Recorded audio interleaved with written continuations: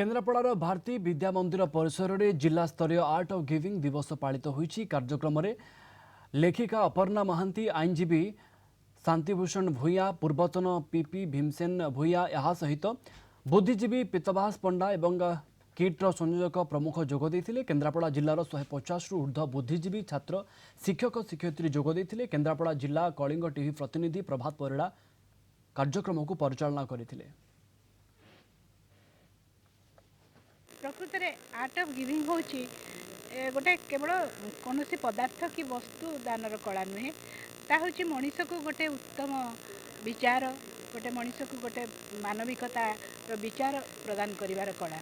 से एते शीघ्र सारा विश्व में आदृत हो पारी। एधिरे आपणकर विशेषकर जीवनटा गोटे शृंखलित हम and people requires a discipline life. जदि डिसिप्लिन लाइफ है ताहले तुम आग को प्रस्पर कर।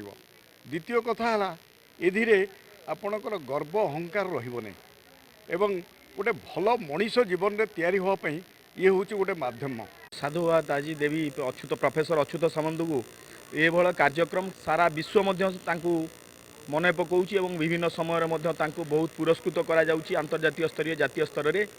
से निश्चित भावे आम ओडिशा एक गर्व गौरव अच्युत सामंत रहिबे।